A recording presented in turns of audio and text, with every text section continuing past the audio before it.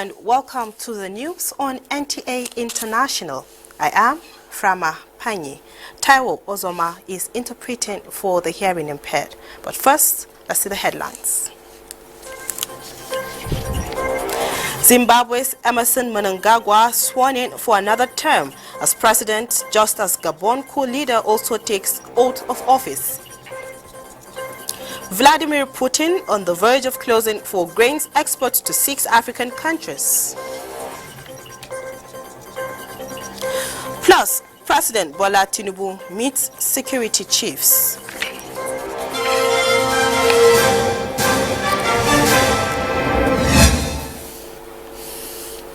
Zimbabwe President Emmerson Mnangagwa has been sworn in for another term. Uche Ugochukwu reports that Mnangagwa promised to lift millions of Zimbabweans out of poverty. Zimbabweans went to the polls on 23 August to elect a new president, parliamentarians and local council members. They saw the declaration of President Emmerson Mnangagwa as winner of the election, but the main opposition party described the result as a gigantic fraud. In his speech after being sworn in, Mnangagwa pleaded for unity in the aftermath of the polls, promising to revive the ailing economy. Under my leadership and the new ZANU-PF government, democracy, good governance, the rule of law, and the politics of tolerance will be entrenched. Our membership and engagement with SADC, the African Union and the United Nations, and other countries in the Committee of Nations remain guided by the principles of mutual respect. Thousands of Mnangagwa supporters from across the country sang and danced as the 80-year-old walked into the National Sports Stadium alongside his wife. He took oath of office in front of Chief Justice Luke Malaba, who in 2018 declared Mnangagwa as winner following a constitutional court challenge. Several African leaders, including South African President Cyril Ramaphosa, Mozambique leader Filipe Nyusi, and Congolese President Felix Tshisekedi, attended the swearing-in ceremony. Mnangagwa's fresh term comes amid unrelenting economic challenges, with the Zim dollar having plunged 80% since the start of the year, while international funding remains frozen. Meanwhile, Nelson Chamisa, the 45-year-old leader of the opposition Citizens Coalition for Change Party, had called for a new vote after his party alleged the election was flawed, but did not challenge the result in court, clearing the way for Mnangagwa's inauguration.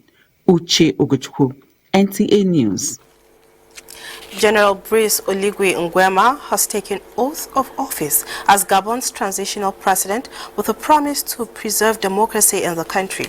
Uche Ugochukwu reports that the ceremony took place at the presidential palace in Libreville.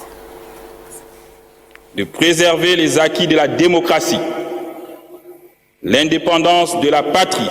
General Brice Oligui Nguema, presented with decorations in front of a large crowd of dignitaries at the venue, swears an oath to hold referendum and constitutional election.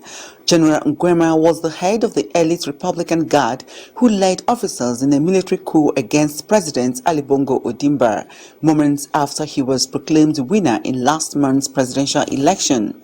He is taking control for an unspecified period.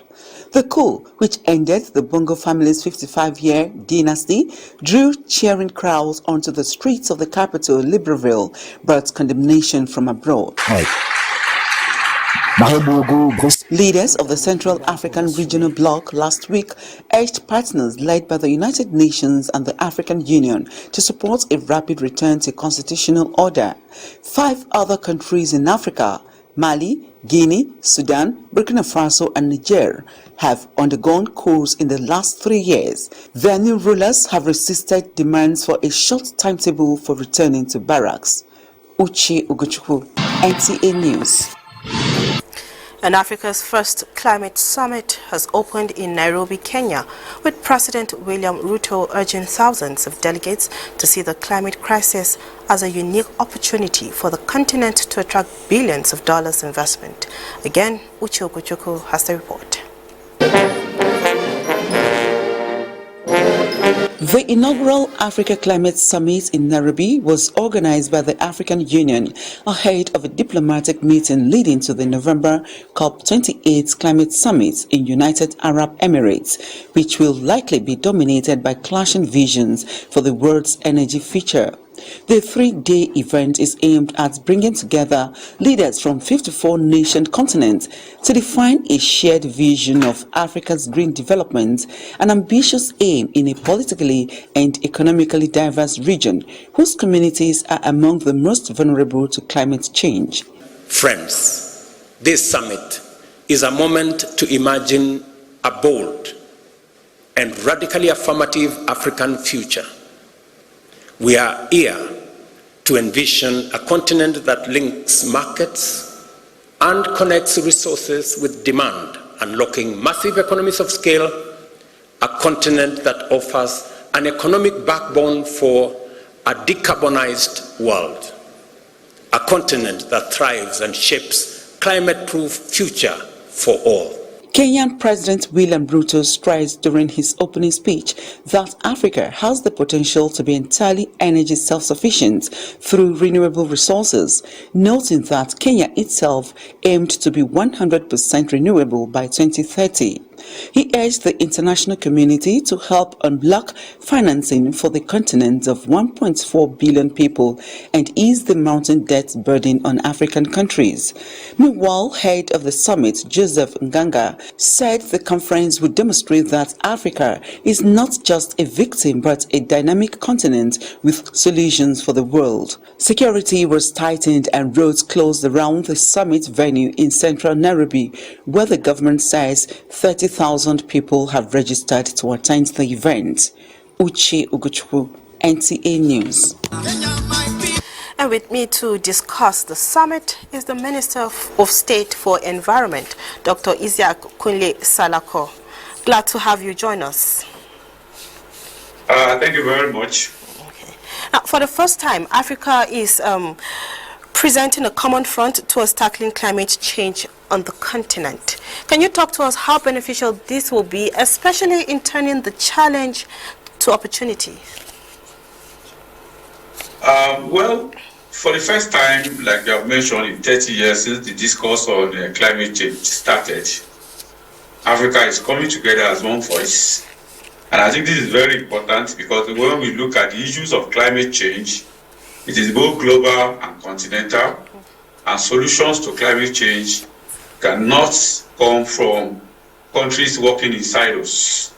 As an example, if you look at the challenge that Nigeria has with the charge, Nigeria cannot solve that problem except it cooperates with neighboring countries that shares the ownership of Lake Chad. If you look at some of the coastal problems that we have, Nigeria alone cannot solve those problems except we cooperate with other nations in Africa who also have coastlines. Sure. If you look at the challenge of desertification and drought that is coming from the Sahel region towards Nigeria, you will see that except we cooperate, we cannot address those problems. So I think it's very key and very significant that Africa is coming together. It also gives us the power to negotiate with development partners, with developed countries as one voice. And that, I think, there's power in cooperation. Okay. Now, Nigeria is one of the countries affected by climate change. Now, what is the country bringing to the table at the summit? Well, one of the key elements that you have brought to bear is the need to put a lot of attention on marine economy and blue economy, marine and blue economy. You know that Nigeria just created that ministry, and Nigeria is able to point attention to the need to emphasize that in the climate change declaration that the African ministers of environment are going to make. In addition to that, we have also brought to bear as a country the need for us to look at the issues of subsidies. And I'm happy that going forward, Africa as a continent may be declaring that there's a need to end subsidy of fossil fuel so that attention can move from those emission generating fuel to renewable energy to sustainable energy. And that is one thing that we're also able to bring on the board to help African nations to work around it together so that Nigeria and the whole of Africa can play their part in ensuring that we mitigate and end the issue of global warming. Okay. Now, COP28 is next. What is Nigeria and Africa in general taking to Dubai, that's the United Arab Emirates, to make Africa not just a victim, but a dynamic continent with solutions for the world? Well, like I said, first we're going to be speaking with one voice. The Nairobi Declaration, which we're hoping will be signed by the ministers and the head of states before the end of this summit, will be the pivot point for Africa to speak at COP and also even at the United Nations General Assembly. Okay. So that is one thing that Africa will be taking there as a continent, speaking with one voice. And like I said, there is power in cooperation.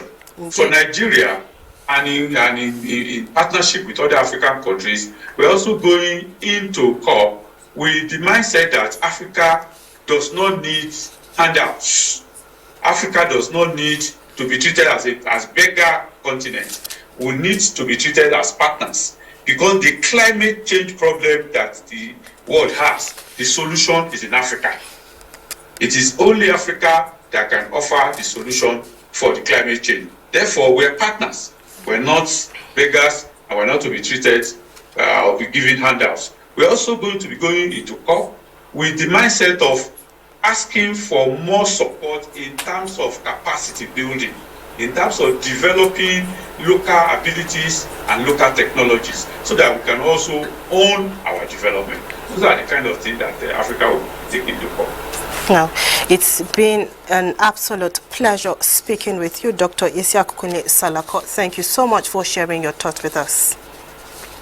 Thank you, speaking with you from Nairobi. Now, Russian President Vladimir Putin says Moscow is close to a deal that would secure free grain exports from Russia to 6 African countries. The 6 African nations are where Russia said it intends to supply foodstuff for free, as well as deliver logistics. Putin stated this at a press conference with his Turkish counterpart Recep Tayyip Erdogan in Sochi, emphasizing that deliveries will begin in a couple of weeks. Both Ukraine and Russia have laid plans to ship grains outside the framework of grains deal, which the UN argued was vital to global food security. Putin said Russia is ready to return the deal as soon as restrictions on its own exports are lifted. Now, President Bola Tinubu has expressed his support for new partnerships with global technology companies to ensure that data from public institutions are accurate and transparent in providing templates on which proper public sector planning and accounting can occur across sectors. President Tinubu, who received the Global Vice President of Oracle, Andres Garcia Arroyo, at the State House, welcomed the company's commitment to Nigeria's civil service reform process and data management sector, even as he emphasized the need for greater knowledge transfer through the establishment of academics and training institutions in the country. Aiming to promote the ease of doing business, digital innovation, effective identity management, efficient payroll administration, and qualitative citizen-centered service delivery, the President cited Oracle's proven success in the automation of the Lagos State payroll system during his tenure as the Lagos State Governor, and lauded the positive impact of technology solutions in enhancing accountability and expediting timelines for service delivery without sacrificing quality in the process. Expressing concern about Nigeria's bloated civil service payroll at the national and subnational levels, the President identified the need for a tight technological control that can check and balance all necessary control points of our transaction process, and hopes to work with Oracle because the company's past records. The Global Vice President of Oracle proposed a comprehensive digital transformation of work process at the federal and administration in order to achieve greater macroeconomic visibility, streamline government processes for cost and time savings, and to provide the desired skills development opportunities for Nigeria.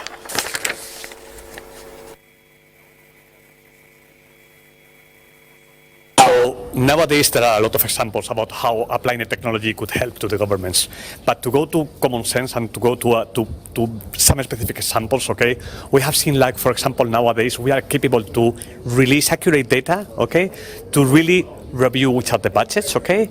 If already review which is the expenditure and the capacity of expenditure that the government continue has, okay, in real time, and go into a specific process, for example, let's go to the procurement one.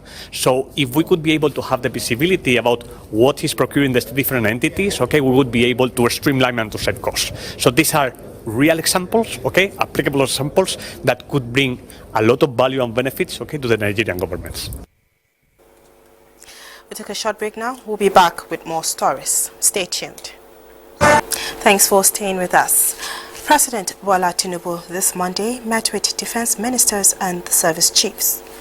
Minister of Defense Abubakar Badaru and his Minister of State Bello Matawale led the service chiefs to the security meeting at the State House. The meeting lasted less than an hour behind closed doors at the State House. Details of the meeting was not disclosed. However, State House correspondent Musbah Udan Wahab reports that this is the first meeting the president has had with service chiefs since their decoration. The federal government has advised public and private sectors to safeguard information to avoid any action that could tarnish the reputation of the government. Vice President Kashim Shettima gave the advice at the opening of the retreat and sensitization program for State House political aides on administrative procedures and governance. State House correspondent Abdurrahman Jibrila reports. Forging a path to responsible governance, a call to political aides, the central message at this retreat. Vice President Kashim Shettima told the participants that their responsibility is not just about fulfilling their role, but it encompasses the aspirations of the nation and also extend far beyond the execution of tasks dictated by established administrative protocols. From this very moment, you are bound by the laws of our land in all matters of official correspondence.